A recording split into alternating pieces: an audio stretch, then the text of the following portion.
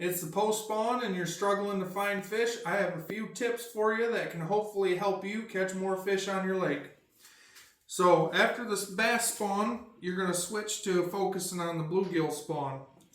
So you're going to fish baits like a square bill or a flat-sided crankbait in a bluegill color. Here's just a couple different variations. This is a natural gill, matte finish gill, and just a regular bluegill color.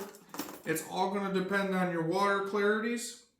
What I like to do is fish those around where I feel the bass are getting done spawning and they're guarding their fry, or bluegill are starting to spawn in shallower water around muckier bottom.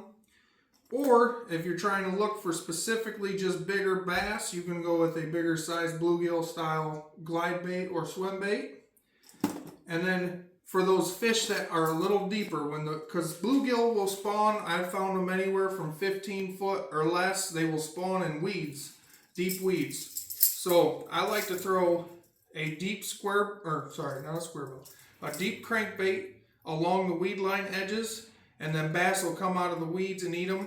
And both of these are awesome bluegill colors.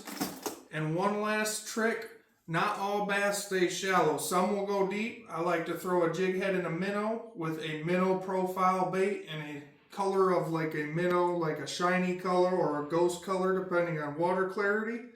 Or if you don't have forward facing sonar, I like to throw a drop shot without it.